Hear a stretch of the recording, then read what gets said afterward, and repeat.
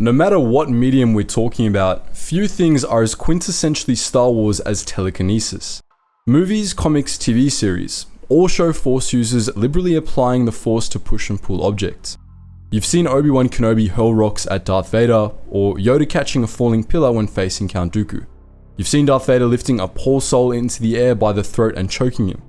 All of these things may seem different, but they all belong to the same family of Force powers classified as telekinesis. Even though a simple Force pull or push may seem trivial, telekinesis was so much more than that. It was the heart of dozens of advanced powers for both Sith and Jedi, and in today's video, we're going to cover how both sides applied the basic principles of telekinesis in incredibly creative ways.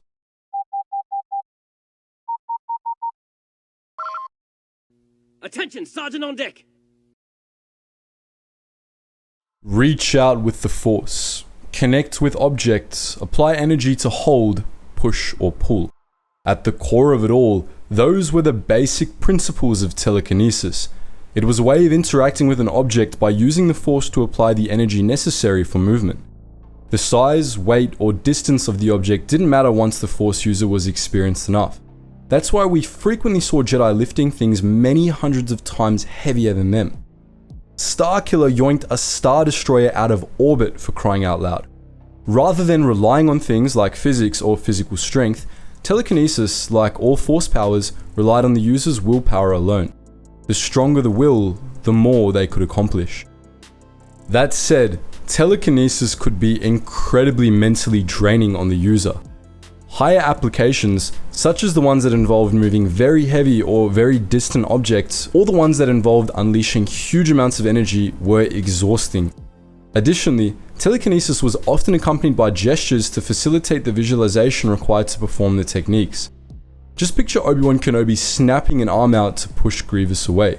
As we mentioned earlier, the three fundamental abilities of telekinesis were Force Push, Force Pull, and Force Grip.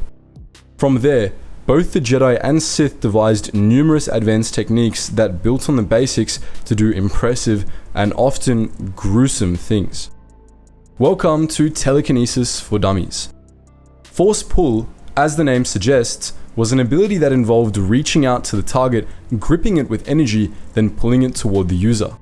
Although the basic technique was something even a Padawan could do, there were several higher applications that were a lot more challenging. For the Jedi, we had Force Disarm. Again, everything was in the name. Force Disarm involved the user reaching out with the Force to grip their opponent's weapon and pull it out of their grip, thus disarming them. Think of Darth Vader pulling Han Solo's blaster right out of his hand. For the Sith, there was Force Rend. This was a lot less sportsmanlike, to put it politely. It involved gripping a target with the Force, then pulling it simultaneously in two different directions to rip it apart, rendering it asunder. Imagine string cheese, if string cheese was a person. Second, we have Force Push, Force Pull's equally deranged twin brother. It involved sending a stream of energy to slam into a target and send it flying away. For all that, they were the yin and yang of Force abilities. Force Push had a lot more advanced techniques spawning from it. These advanced abilities differed depending on what the user was amplifying, the power of the push or the reach. The most unassuming and basic application of Force Push was actually Force Barrier, a defensive technique that focused on constructing a protective sphere of energy around the caster. This energy shield could protect from both melee and energy attacks and was a technique taught to Padawans early on. Regarding offense, two techniques that were just above basic Force Push were Force Blast and Force Burst. Force Blast was essentially just a more powerful Force Push with more energy being thrown at the target to cause more damage. Force Burst, on the other hand, was a little more creative. It involved condensing energy into a spear before hurling it at the target. The more time and energy the user put into creating the sphere, the more powerful the technique became. Think of it like Star Wars' version of a spirit bomb from Dragon Ball Z. The sphere also changed color depending on the character of energy being used to create it. It took on a bluish-green hue when cast by Lightsiders and a reddish hue when cast by Darksiders. Another take on the basic push was Force Throw, which was a more controlled and intentional push. Force Push focused only on yeeting objects by hurling energy at them. It wasn't a direct interaction with the target, but more of an energy expulsion. Force throw, on the other hand, directly interacted with the target. It involved taking hold of the object with the force, then using energy to sling the object, usually into a wall, to deal excess damage. Savage Opress was famously a fan of this technique and used it to insta-kill many Jedi. Another low-stakes application was Force Whirlwind, which was as fun as it sounds. Imagine what someone looks like when they're picked up by a mini tornado. That was Force Whirlwind. The user would send out many small force pushes to move the air around the target so it would lift and cause the target to spin in place, immobilizing them. Some advanced applications of Force Push weren't so mild though. First, on the more destructive end of the Force stick was Force Wave. When a Force user used Force Push, it sent energy out in more or less a straight line, knocking down targets it encountered in its path. Force Wave, on the other hand, was a wide sweep of energy.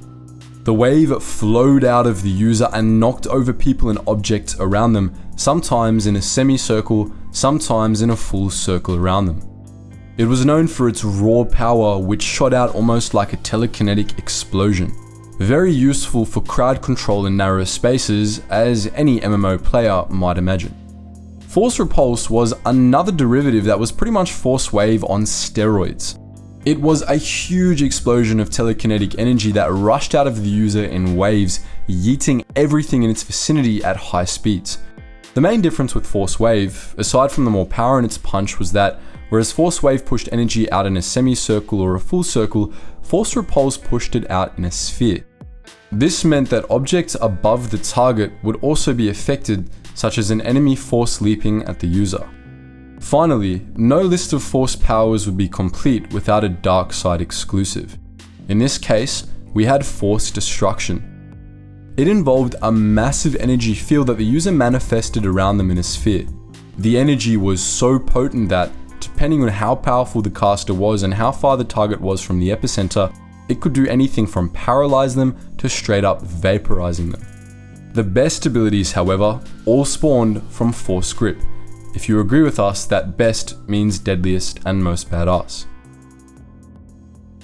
Force Grip was a power that involved reaching out with the force to hold an object in place, usually with the intent of following through with another action. By itself, Force Grip was incredibly useful. Rather than just lifting an object, Force Grip held the object firm. This could be used to restrain opponents or stop an object that was being thrown at the user. While Lightsiders used this power to immobilize their opponent without needing to hurt them, Darksiders came up with the whole repertoire of ways to crush their opponent's hopes, dreams, and organs. The most famous advanced Force Grip was Force Choke. The user first reached out with the force to grip their opponent by the neck. Then, they used the force to crush their windpipe, strangling them. Users could also use it to break the target's neck. Darth Vader was especially famous for using Force Choke on Imperial soldiers he lost his temper with. But Force Choke was tame compared to other dark side abilities.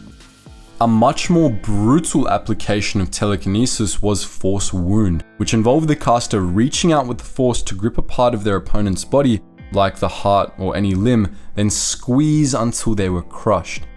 Force Kill, a similar ability, also targeted the opponent's organs. The main difference between them was that Force Wound could target any body part, while Force Kill only targeted internal organs. Force Crush was another favorite among the Sith. When applied, the technique lifted the opponent into the air and, with liberal application of the Force, made their bodies implode under the pressure.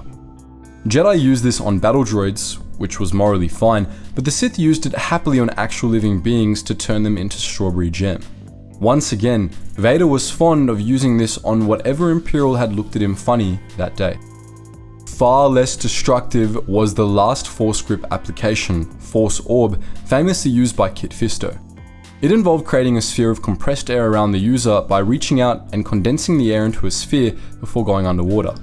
This way, they could continue to breathe even if they weren't amphibious. The trapped air could also be hurled at an opponent as an offensive weapon, like an underwater Force Blast.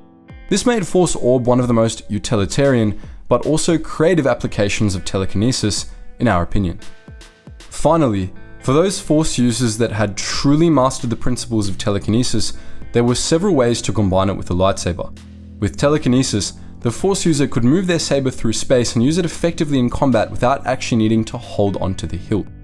One such technique was the classic saber throw, in which the duelist hurled their ignited saber across the battlefield using telekinesis to propel it forward and maintain control.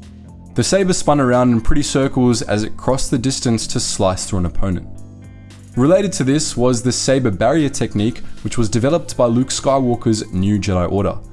This technique, usually used by Geetsly practitioners, involved taking telekinetic control of two sabers and spinning them around the user in a circle to deflect oncoming blows, sort of like a Bluetooth version of Sarisu's barrier of blades. The coolest lightsaber application of telekinesis, however, was undoubtedly telekinetic saber combat. This was, as the name suggests, when a person took telekinetic control of their saber and used it to actively duel an opponent.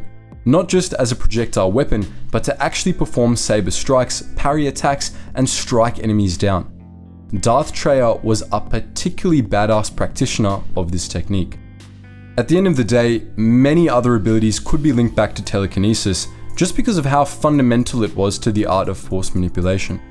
Some miscellaneous techniques that relied on it were levitation, such as when Jedi floated in their meditative bubbles, or Force flight, which took levitation, fed it steroids, and let it guide them over distances without touching the ground. What we can take from today's video is that Force abilities weren't all separate powers users unlocked as they trained. They were all intertwined and built off each other. Telekinesis was the best example of this, since its applications ranged from pure defense to vaporizing your opponent. The only limits were the user's creativity and their willingness to hurt. Which advanced application of telekinesis did you find most creative? Let us know your favorites in the comments section below, and as always guys, thank you so much for watching, and I hope to see you in the next video.